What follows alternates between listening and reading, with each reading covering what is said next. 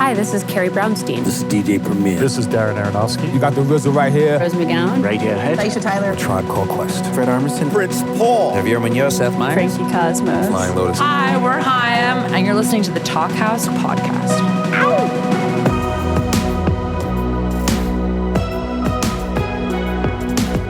Hello and welcome to the Talkhouse Podcast. I'm Josh Modell. On this week's episode, we've got two songwriters whose music bursts with personality, but in oddly different ways. CMAT and John Grant.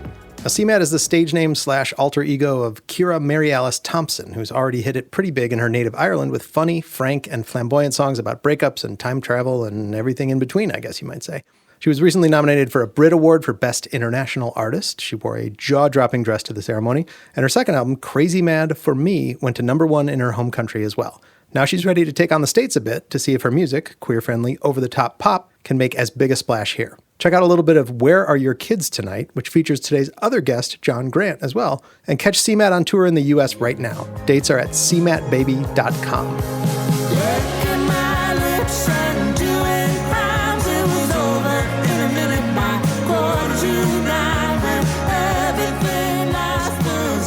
John Grant is a tough guy to explain. On the surface, his music can sound like party-friendly electropop, but the themes and lyrics run deep and often pretty intense. Grant started out in the Denver band The Czars, but it wasn't until he spread his wings as a solo artist, starting with 2010's Queen of Denmark, which he made with help from members of the band Midlake, that he really found his unique voice.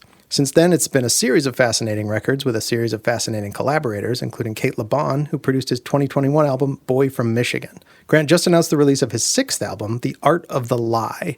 It comes out in June, and it promises a no-punches-pulled look at America in 2024, yet with some funk to help ease the medicine. Check out the song It's a Bitch right here, and you can pre-order the whole record at johngrantmusic.com.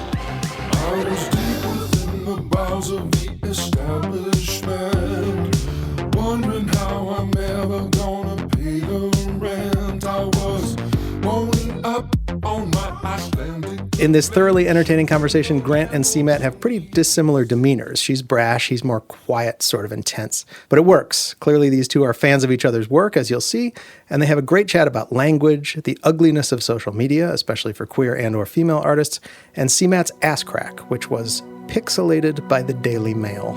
Enjoy.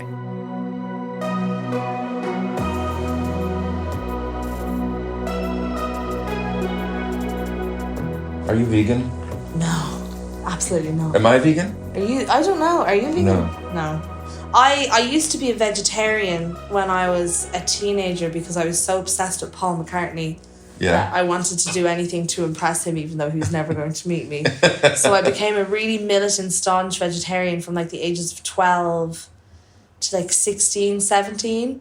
But it ended one night. I was at a house party in Dunboyne, County Meath, and I roller skated around the village because I robbed someone's roller skates from the house party, roller skated around the village, and somehow survived that. But then when I put my high heels back on, I literally fell down a road.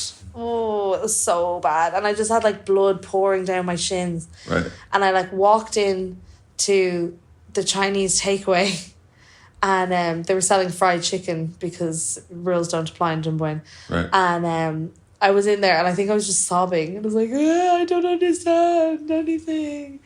And this tiny little woman came out from behind and she had a piece of deep fried chicken wrapped in a tissue. And she put it in my hand and then like patted me and was like, eat the chicken, it makes you feel better. Eat the chicken, it makes you feel better. And then I was like, I have no choice. And then I ate chicken drunk for the first time in 5 years. And then it became a thing where every single time I got drunk, I would become like a ravenous zombie for deep fried chicken. And I had to have it or I would throw a tantrum. And then it was just a downhill from there. It was a formative experience. Mm-hmm. Yeah. It's weird. I enjoy vegetarian food a lot and I enjoy vegan food a lot. It's a conundrum because I would have a really hard time not having chicken ever again. Yeah. Fried chicken, especially good fried chicken. Buttermilk fried chicken. Buttermilk batter. Oh. Crispy so fried amazing. chicken. And also, you traveled the world, John. And I have, yeah. When you traveled the world, I think food is very important. And also, the way to experience food is by just giving yourself over to the country and being like, what do you have that is the best thing that you do? And the minute you go east, nothing is vegetarian, nothing is vegan. Or if you happen to go over the border from France into Spain. Oh, yeah. There's nothing but meat in Spain. Yeah. There's meat wrapped in meat with meat on top of it. Yeah. And I think that's a beautiful way to live. It's what Anthony Bourdain would have wanted, do you know? Perhaps. 100%. You have to just give yourself over and trust. It's a beautiful way to experience the world through food, I think. Yeah. I usually want to have the yogurt of a place when I go there. The yogurt of a place. Yeah, I like dairy products a lot. Oh. And so, I want to like have some chocolate kefir or cappuccino kefir or whatever weird flavor of kefir they have in all those Eastern Bloc countries. Russia has something called ryazhinka, which is the most delicious. It's like I think it's like baked milk. It's sort of like a baked milk. A kefir type drink. Delicious. That makes your gut really happy too. Yeah. But Japan, of course. Have you played there yet? I've never been to Japan. Well, you'll be there soon. I really hope so. I had, in my old job when I was working for a coffee company, me and my best friend Bella had saved up for a year to go on holidays in Japan. It was like our lifelong dream, and we had like a 2-week thing booked for March 2020. It was literally COVID hit. It was literally like COVID, like we were booked for like March the 14th, and the day that the World Health Organization was like, we're shutting it down. Right. I was working in a coffee company, so I was doing admin in an office for a coffee company where I'd like people would, them coffee machines that you get in like petrol stations and stuff in hotels where they're automatic. Yeah. People would ring me up and be like, my coffee machine is broken, it's not working, you have to send someone out to fix it. Yeah. It was quite nice, actually. It was a lovely office. Everyone was really nice to me. They thought I was so funny bringing my guitar into work all the time, because I would always, almost every single week or 2 or 3 times a week, would be doing an open mic after work. So they thought it was hilarious. They're like, kids tune. You're doing a little song. Go on, you do that. That's brilliant. It's great to have a hobby. I was like, yeah, it is, yeah. Because it was a hobby. Like, I did not think any of this was going to happen at the time. I was just doing it all the time. Right. And did you give him a tune? No, I would have been absolutely mortified. I was the youngest person in there by about 20 years. Respectfully to them. Amazing. I don't know how I got the job. But I was actually, weirdly, it was one of the jobs I was best at. I'd been sacked from UPS a couple of months beforehand because I was absolutely terrible. And everyone hated me because there was this one guy in there who they all loved, who one time he made a pretty homophobic comment, and I went for him, and then they were all like, she's a bit dramatic. And I was like, fucking hate that guy, he's lazy, and then they all you. And then they all, like, I also realistically was late all the time and was not doing any work and did not know how to do the job. Yeah. But I just, like, couldn't really make peace with him. Yeah. I was just like, fuck that kid. I have a question for you. Yeah, please. You are a Russophile. Are you? Yeah. Yeah. Me too. Are you? I really, really, really am very interested in Russia. I think it's a beautiful language. I think I love Dostoevsky. Yeah. And I'm not, an amazing book reader. I'm not a booky person, but I got turned on to Dostoevsky and I was like, yeah, this is lit. This is just banging. Like, this is just like, it's like a blockbuster. It's not like, that kind of I feel like it's the opposite of Irish writing in a way. Because Irish writing, and wherever you're from, you're like, ew, I hate that thing that everyone loves where I'm from. I wouldn't be a James Joyce fan just because I'm like, that's for pretentious old men. But, Dostoevsky, I'm like, that's for the girls. Right. But, yeah. When did you become interested? I think I became fascinated after I started to learn German. And I learned German because I love Nina Hagen. Yeah. And so her first 2 albums are all in German. And so from the late 70s, those first 2 albums, Nina Hagen Band and Unbehagen, which means unease or uneasiness, but it contains her name, Hagen. So that was a little play on words there.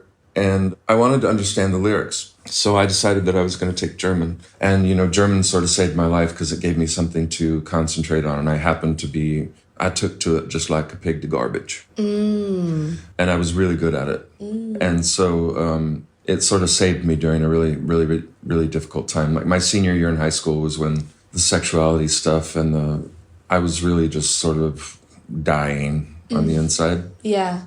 And German saved me. And then, I grew up playing classical music on the piano, and I was a horrible student because I just wanted to play what I wanted to play, and I was good enough to be able to play what I wanted to play. But I mean, I wouldn't do all the things that would have pushed me over the top to be really good. Yeah. Yeah.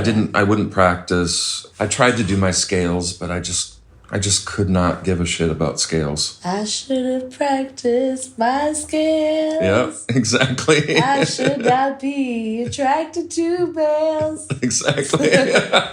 What a fucking, what a line. Thank you. Unfortunately, I do have a categoric knowledge of all of your lyrics in my head, John. So that's amazing. Well, so I loved the Russians. I loved Rachmaninoff. And so it seems like I came to both languages through music. And I heard Russian was very difficult, and I thought, how difficult can it be? I was soon to learn. Yeah. And I decided that I wanted to go study at a German university, and I wanted to learn Russian in German at a German university. That's fucked. And I did do that. That is fucked. It was fucked. And I soon regretted my decision. But I mean, it was, sort of this crucible in which I, was turned into this language monster, Yeah, that's amazing. But I'm so fascinated by Russian, and it is an incredible language. Even though Russian tourists are among the most obnoxious in the entire world, but there are several countries like America, for example, who really take the cake when it comes to being horrible tourists. I didn't want to point any fingers there when you brought up annoying tourists. But no, I mean, we take the cake, of course, but the Russians, they're way up there as well. And it's funny, there's so many similarities between America and Russia. I mean, they're much more alike than they are different. Yeah. So much alike. Except the Russians are prepared for the worst to happen and prefer to be pleasantly surprised if something good happens. Interesting. But that's what they've been pounded into the ground since time immemorial. So they learn to be very distrustful, But language is so beautiful. How many languages do you speak? I mean, I would say 4: Russian, German, Spanish, and Icelandic. Wow. You never did French, eh? I have a huge vocabulary in Spanish and everything, but I've never really spent enough time in a Spanish-speaking country to become, fluent to the extent that I can express any thought that I have. Yeah. Without searching for words. Liefa. Yeah. So, I mean, I can get by in all those languages, and I can get by I can more than get by in Russian and German. I mean, I speak those languages for sure. And Icelandic is a very strong language for me now, but it's the hardest one I've ever done, and I can't believe what a beat down that language is. I learned my Spanish from, working in restaurants, In New York or LA? In Denver and New York. Yeah.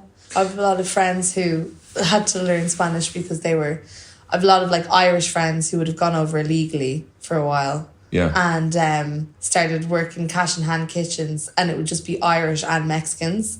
And sometimes there'd be one Irish person and 20 Mexicans. You just kind of have to learn Spanish to get around, which is quite funny.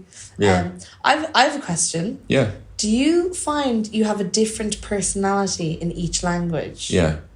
That's so interesting. I sound different in each one of those languages. Yeah. And feel different. Yeah. You take on, because those languages, they sort of bring something with them.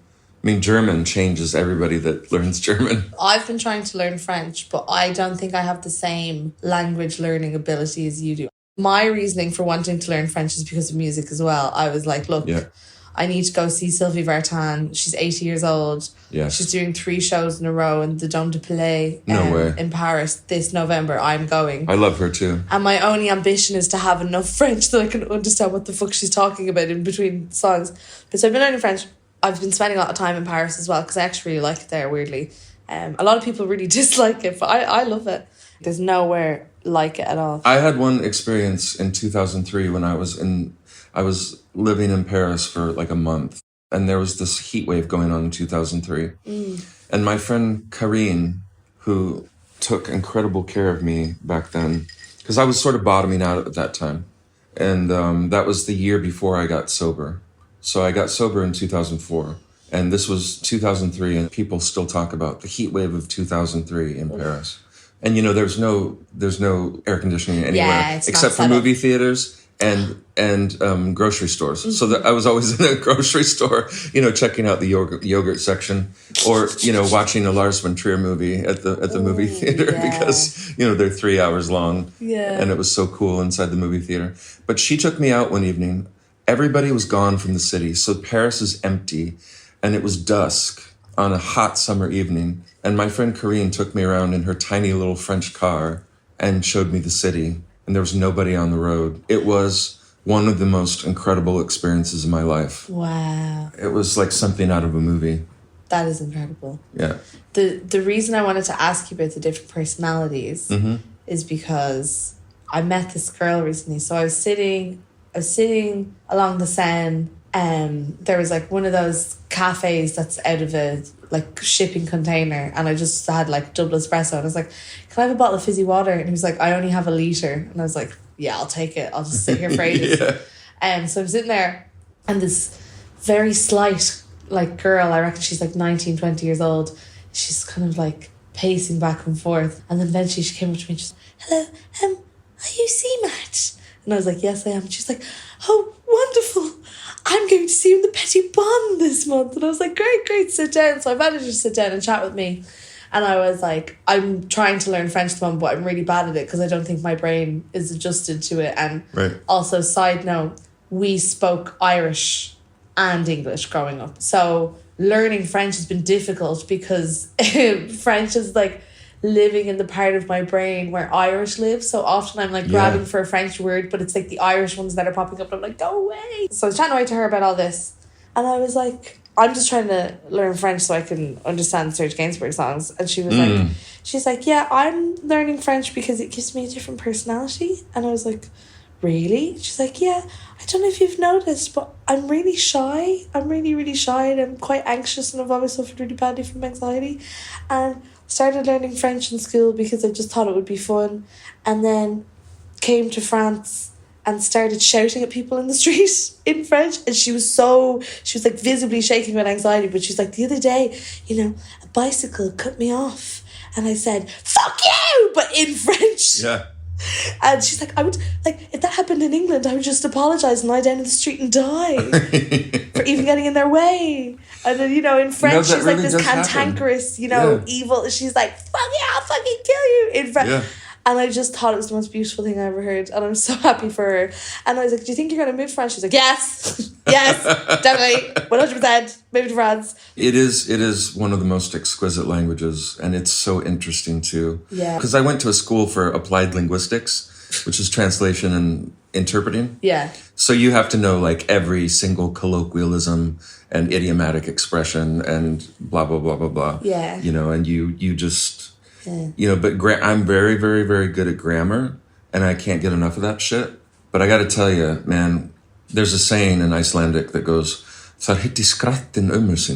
which means the devil has met his grandmother, which means you've met your match. That's incredible. Isn't that great? That is incredible. And I mean, like, never have I experienced... People told me, they're like, especially for some reason for English speakers, Icelandic is... apparently the hardest thing in the world.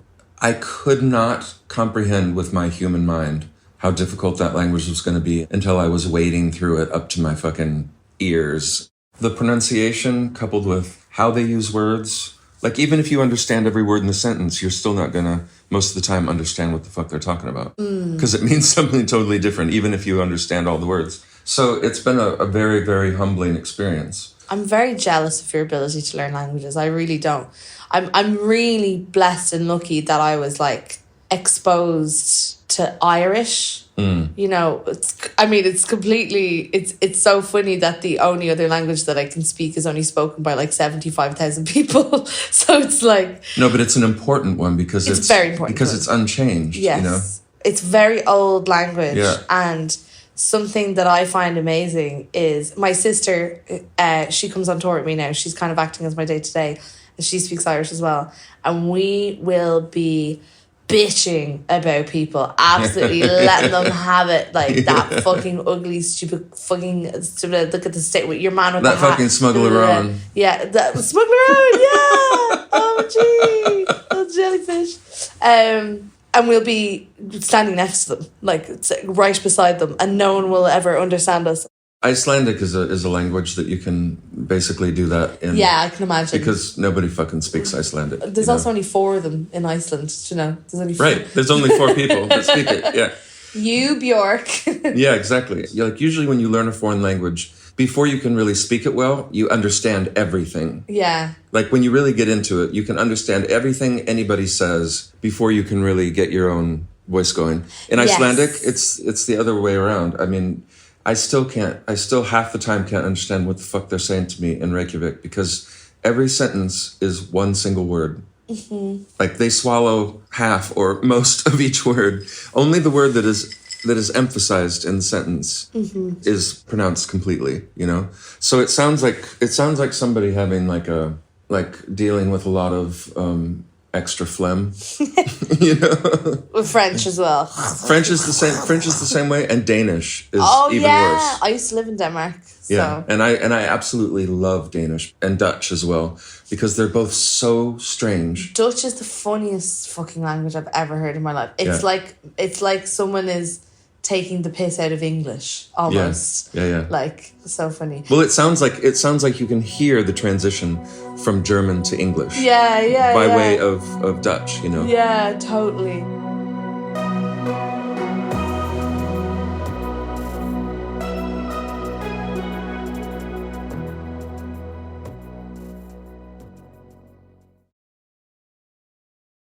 If you could only be in like one country for the rest of your life, where would you be? That's an interesting question. I think I'd want to be in Japan. That's so fair.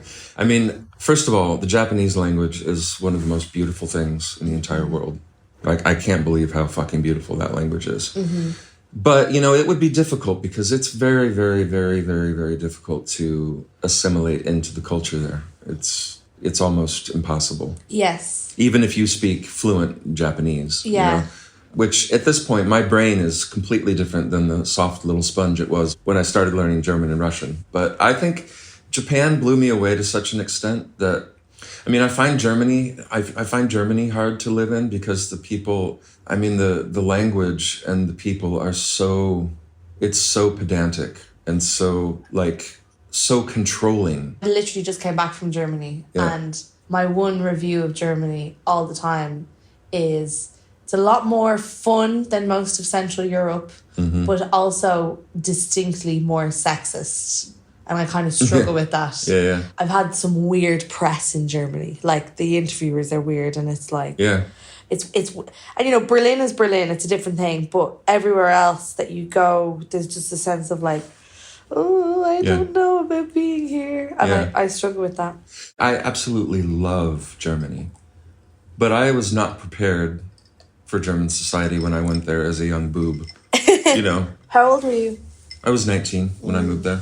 Cute. And I was still 12 when I was 19. Yeah, of course. For sure. Yeah. And by the way, I'm probably like 13 or 14 now. Yeah. But you know, I was not prepared for German society. I mean, they love to argue, and they will just the arguing about every single little aspect of every single little thing. I mean, they're some of the greatest people I've met in my life too. Of course. At the same time. Of course. I lived in Heidelberg for a year, Heidelberg is one of the most beautiful places I've ever been. Berlin is one of the most beautiful places I've been. But for an addict like me, Berlin is a dangerous place because you can get your party on in Berlin in a way that I've never quite experienced anywhere else, you know? I mean, sexually, it's just a total free-for-all. That element of everything is so funny to me. I find it incredible. I've never been anywhere so sexually liberated, but then also there's that weird undercurrent of if you're also sexually liberal and, you know, we have this industry, why do I as a woman feel distinctly odder and othered in this country than in some of the other ones. It's got a totally different vibe from any other place. And I find it quite dark. I find Berlin extremely dark. Yeah, I think that if I was to live anywhere for the rest of my life, I think I would need to live in Greece. Wow. Because I love Greece. I love it there. I have not been there yet. What? Oh my Yeah. God, you'll fucking love it. I know. It's so... John, we need to go on holidays to Greece. I'm in. John, you're gonna... John, I know I'm it's gonna so go good. nuts. The people are amazing. They absolutely hate cops. I've never been anywhere in my life where every single member of the population hates authority on the level that Greeks do. Really? Yes, and they love music. They Yes. hate authority and they absolutely love music. And, you That know... sounds a little bit like Ireland. It probably is a little bit. It's like Ireland with sun. Yeah. And do you know what? There's a lot of crossover in instrumentation and traditional music there. Yeah. Because one of our most famous Irish traditional bands is LAPD. And one of the Wow. members plays a bouzouki, but he plays it in an Irish traditional way. Okay. And I actually have lots of bouzouki on the music I've been working on recently, because I just keep going back to the bouzouki because I just love it so much. I don't think I even know what that is. How do I describe the bouzouki? It's long. She's long. She's skinny. She's maybe akin to like a mandolin or something, but also akin maybe more to a dulcimer as well. But you play it like you would play a mandolin or a guitar or something. But it's my favorite instrument. I'm absolutely Really? obsessed. Yeah, I'm obsessed Cool. with Greek music. So Amazing. I love things that are old, and that place is literally covered in just like ruins from 4,000 years ago. Yeah. Everywhere you go, there's no island that you can hit up that doesn't have, oh yeah, apparently like Hippocrates taught over there, whatever. It's just next to the McDonald's. It's brilliant. Like, it's so brilliant. That's a mind blower. It's so mind-blowing. You're just like, so specifically, right, last year, I said to my label, I was like, I am only going to do this music video in this month if we film it in Greece so that I can go to Greece on a holiday. It's in your DNA now, right? Oh my God, I think it's infused with my brain. Like, I love it so much. And That's so cool. I don't like the heat. I don't like Yeah. the sun generally. I don't either. But I tolerate it for Greece. Yeah. And I like how much they sleep, you know. Yeah. You get up very early in the morning. You get up at like 5 a.m, 6 a.m. Right. Go to the beach, go for a swim, do your thing, get your shopping on.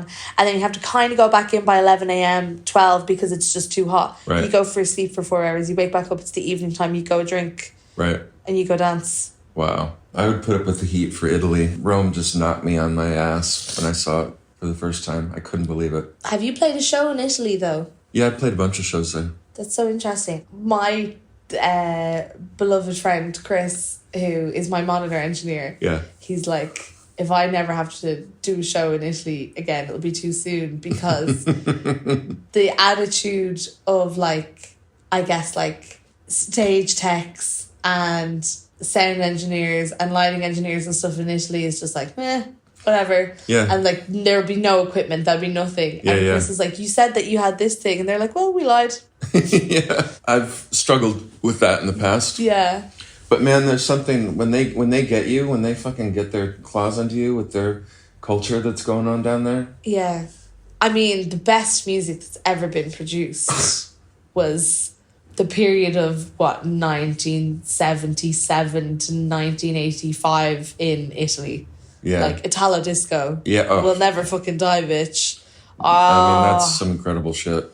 Italo disco is another deep love of mine. Like, I'm not a dance music person. I don't really understand dance music a lot of the time.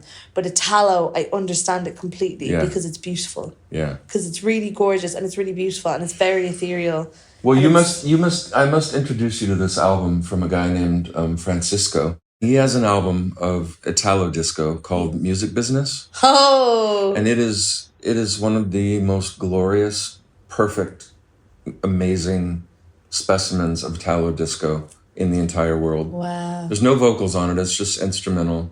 I'm going to get you that record. You got to hear that. I desperately want You're going to it. go nuts. Are you a Pino D'Angio fan? Of course. I love him dearly. Love that every single song he's ever made sounds exactly the same. Don't care. We'll listen to all of them. Yeah. Somebody sent me, I'm not on TikTok because people say terrible things about me on it, so I don't, as a rule, don't have it on my phone. But TikTok. Yeah, TikTok. Whenever one of my videos hits the main page of TikTok, it's just like the worst of human society comes out to tell me that I'm a big fat ugly cunt and I should die. Which I honestly actually doesn't affect me because it's just so ridiculous that I'm just like, okay, it's whatever. It's pretty disgusting though. It is disgusting, but it's also just like I'm just chilling, like I'm just dancing. Yeah. But anyway. So, I mean, I don't go to that either because, you know, I don't need to read for the 6 billionth time somebody should kill that faggot. Yeah, you know? I mean, so true. You know, it's not the funnest thing to, you know, why would you concentrate on that? You know, it's like, there's so many other, the thing about people fat shaming me all the time, right, and commenting terrible things about my body, right? Yeah. There's so many other things about me that are so terrible.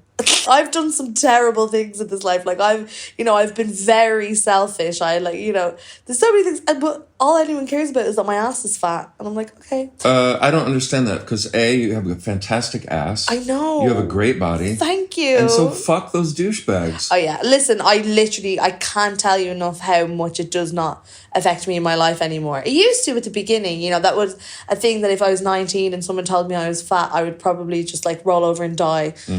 But now I'm just like, also I'm the average size of a woman in the UK is size 16. I'm a size 14, you know, like I'm not that big, but it's just, there's marketable attractiveness and women aren't allowed to be unattractive and public. It's like it's this thing of like, so instilled in patriarchal capitalism that if they are going to see a woman and if they're going to pay for a woman in any way, you know, buy a record, pay for a movie, that woman has to be marketably attractive to them to justify their position there because that's the only service that they provide.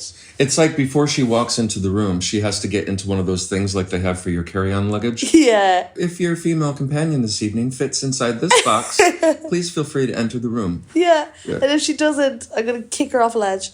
Yeah. But anyway, I have a social media manager that just does it all for me, so I don't care. Excellent. A friend of mine was like, I need to show you this TikTok because you're going to absolutely die. It's Pino D'Angio.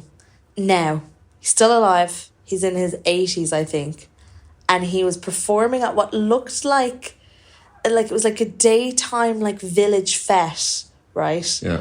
And the crowd is entirely teenagers and people in their very early 20s.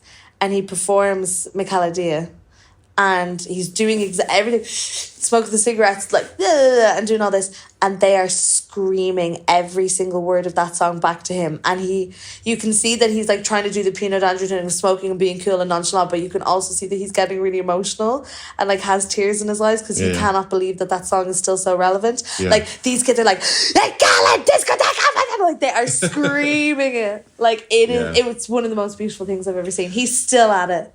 I mean, he did the score to Carrie. Wow. Yeah, we're talking about Pino D'Angio, yes? Oh, yeah, I absolutely probably butchered his. It's Michaela right? Yeah. He did the score to Carrie. Yeah. Wow, that's crazy. And, I mean, and many other incredible movies. Wow. I have a huge vinyl collection of Piero Umiliani and Ennio Morricone. And Rhys Ortolani, who did Cannibal Apocalypse, or Cannibal Holocaust, which is one of the most disturbing theme songs you will ever hear in your entire life. It's incredible. But I love like all the Italian like horror jazz from those guys and from the Giallo movies, you know, like Suspiria, all the Dario Argento stuff. I love original Suspiria. I think it's great. I also like new Suspiria. Did you I thought it was incredible. It shouldn't have been that good considering the people involved, but it was amazing. And I mean, you know, Dakota Johnson. Yeah. I really like her. I really like her too. And Tilda Swinton can do no wrong. She's never done anything wrong in her life. No, she hasn't. I watched a really weird film that she was in where she was like a robot AI lady and there was like 3 of them living inside a computer and then one of them decided that she wanted to leave and then she got out and they all wear different coloured kimonos and then she like gets out and like starts having sex and discovering her sexuality and no one has seen this film and I got sent an illegal rip of it from this guy on the internet. I don't even know what the name of it is but it was so bad and I was like, why is Tilda in this movie? But also it's great. I need to find the name of that film. I must know. I mean, she blows my mind. Even if it's the tiniest little part, she just really is as good as you think she is. You know what I mean? As she seems to be, you know? Yeah, she's incredible. My music video for Stay For Something was based on Orlando. We're like moving through time periods and I'm in this like terrible kind of camp drag. the designer is a friend of mine called Oren, and he's always like, girl, I love you because you wear the ugliest shit ever. I could just pot it all off on you. You'll wear anything I give you. It's so fugly. And I'm like, yeah, but it serves a purpose. I really like your style. Thank you. Yeah, you're an individual. And those are in short supply. Thank you. I try my best. I try my very best. I think you're killing it out there. Did you see my bum dress? Which one? So I was at the Brit Awards a couple of days ago. I didn't win. But I had You looked incredible. Oh, of course I saw that. The bum dress. Of course, yes. Yeah. So got you. I was totally I was having trouble with your Irish accent there for a second. The boom. I'm thinking the bum boom. Dress. Boom. A Brazilian nightgown. That's the proudest I think I've ever been of my fashion sense. I came up with kind of this general vague idea. I was like a dress that's so low that the bum scoops out and like have it really demure and stuff. Yeah. And my stylist Mia, and then the girl who designed it, Sophie Lincoln, like just the execution of it, between those two was just like unbelievable. And it's so funny that my arse crack was pixelated by the Daily Mail.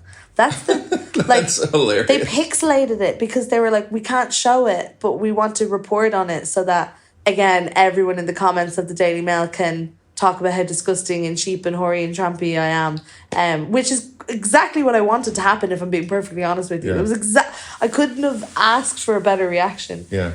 You looked great though. It was really beautiful dress. Thank you. I mean, you know, it's such a double standard because I mean, is that what they were saying about Liz Hurley in the famous Liz Hurley dress? Do you remember that? No, because she was perfect. Well, you know, at the time maybe they were. I mean, yeah, I don't know.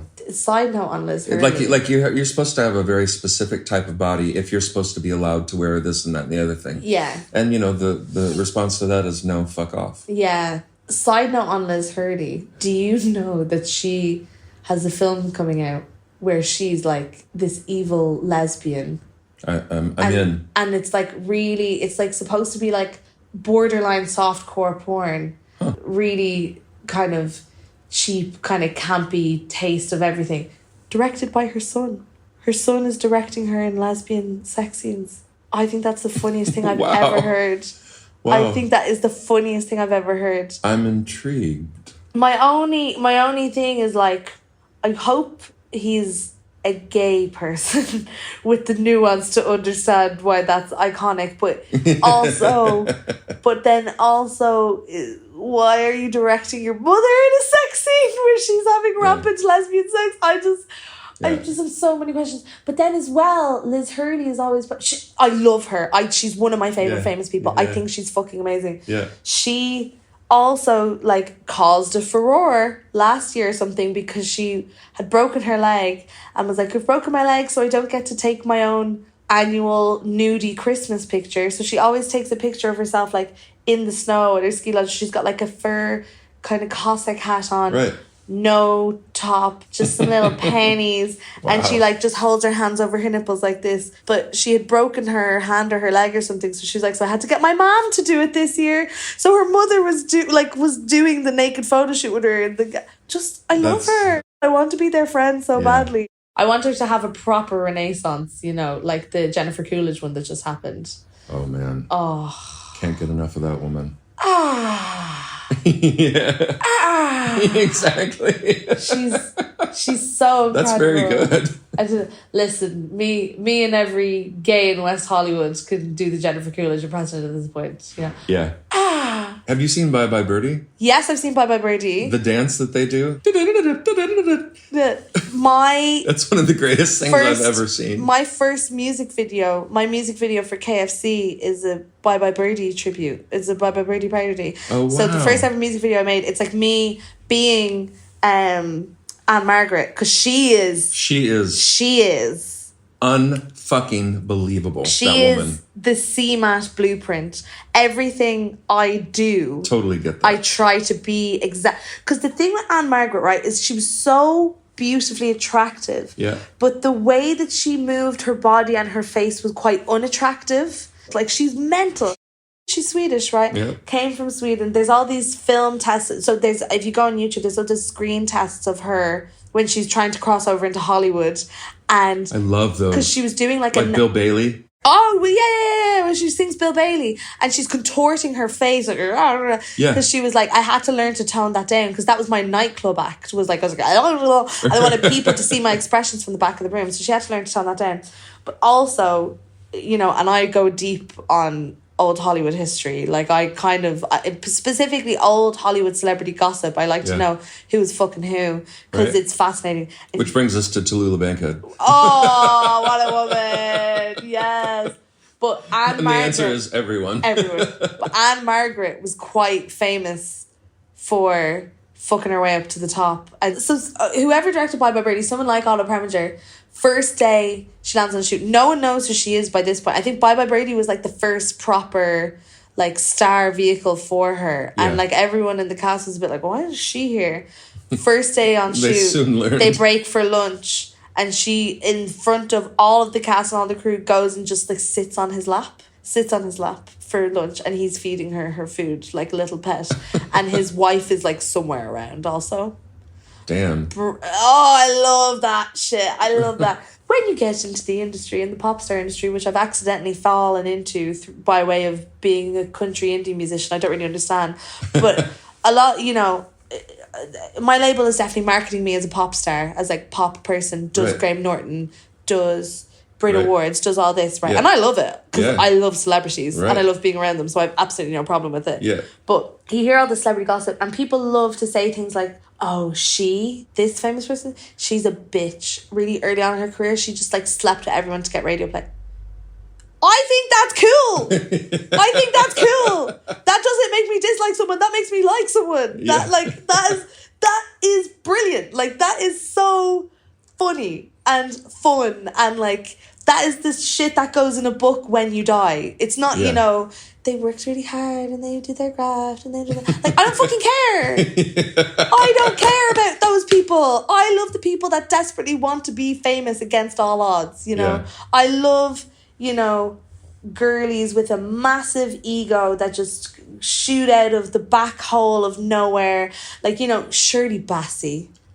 Shirley Bassey, you know, she had every odd. I don't know. I'm not accusing Shirley Bassey of being a promiscuous woman. In fact, the opposite. I don't think she did that. But she landed in the scene and just demanded that she was going to be a very famous person. Right. And her first song, and I believe this was her choice, her first song that she ever released when she was 19 was called Burn My Candle at Both Ends, which she chose because it is essentially a light analogy for double penetration. Okay. Like, the song is about anal sex as a woman, essentially, and it's 1958. And she knows this. It doesn't, you know, but she knows this. Immediately gets banned by the BBC, and she's like, brilliant, exactly. And then she'd go around to the clubs and be like, well, this song was banned by the BBC, so you can only hear it if you buy tickets to my concerts. Genius. And the best singer of maybe all time. Absolutely. Incredible. Oh, absolutely incredible. I'm obviously, as an Irish woman, extremely anti-royal family and anti-monarchy in every way, shape or form. But, you know, once I could deal with it if we elected someone to live like the Queen once every 10 years, and only if it was Dame Judi Dench or Dame Shirley Bassey or someone like that, and just let them do the public affairs. Let a celebrity of old grand stock who's been around and knows exactly how to do that stuff and be entertaining, let them move into Buckingham Palace and do all the public affairs and, you know, unite the nations or whatever it is they want to do. We're like, oh, we love the Commonwealth. Okay. But Dame Judi Dench is another one, man. Like, she just is incredible. Did you see her on Graham Norton recently, where she just was like, somebody else sitting on the couch just really chirpily was like, what's your favourite Shakespeare quote? Yes. She was like, oh, I don't know, it was... I did see that. And then she locked in. Yeah. And she went into... And she does it. She went into Shakespeare mode. And it's incredible. And everyone shut the fuck up as well, you know. Those shows, it's like everyone's trying to laugh a minute, get all your bits in. Everyone's laughing, whatever. completely just changed the tone because everybody knew what was happening was the most special thing they were ever going to witness in their lives. Right. Do you die for performers? Yeah. I die for performers. I don't care what it is they're performing. I could listen to anyone, I could watch anyone, but they need to be so delusional in that moment and be like fully switched on and have such presence and so believe the shit that they're peddling that it makes me gag. Yeah. There's a very young pop star at the moment called Miss Tate McRae, and I think she has that. Where's she from? She's from Canada, actually. Okay. She's done this genius thing with her rollout where she was very famously in like before she was a pop star, she was in like a power couple with this guy who was on the Canadian hockey team. And then he like cheated on her. So all of the visuals for her album campaign are like her riding around on a Zamboni. And like she always wears like cut up like ice hockey jerseys, but they're all cut up to show off her like belly. And like, and she actually won, I think she won or like came second in one of those shows like So You Think You Can Dance when she was 12 years old. Right. So she's an unbelievable dancer. She's like that so show trained. blew me away. I love it. I love those shows. Because I mean, there's no way that you can get on that show unless you are supremely talented. Yeah. I mean, those. I have to say, dancing, and especially like hip hop dancing, especially popping and locking, and waving and liquiding and all that stuff. Yeah. That shit absolutely blows my mind. So I loved that show. I thought, you can't make this shit up. I mean, those people have to be incredible. But they can't get on there. Yeah, I love dances. My one regret in my life is not being a dancer, I think. Yeah, I wish. Really wish. Yeah, I feel that way too. Yeah. Yeah. Especially when you see someone who can sing and dance, I'm like, fuck you! You can only have one. FKA Twigs or... Fucking FKA Twigs, man. Yeah. Oh my God. She can do it. She is unbelievable. Yeah. I distinctly remember my friend Kelly is maybe the world's premier FKA Twigs fan, and she's been to see her live like 10 times. Okay. And one time she travelled to Paris to see her, and she accidentally dropped her microphone. I saw that. And then just like went into a crab position and crabbed backwards to grab it up, and then like folded up from the front, and everyone was like, ah! That was the most incredible mic drop and recovery I've ever seen. Yeah. And proper gay, you know, like that woman mustn't have a single straight friend because the taste level is too high, especially on that first album campaign where it was like ballroom and Vogue inflections with all that experimental music, you know, 1, 2, 3, now hold that pose for me. Like all that kind of stuff. There mustn't be a straight person in sight because the taste level is too high. And we haven't even talked about John Waters yet. Oh, what have we done? No. What's your favorite John Waters movie? I mean, it's probably Hairspray.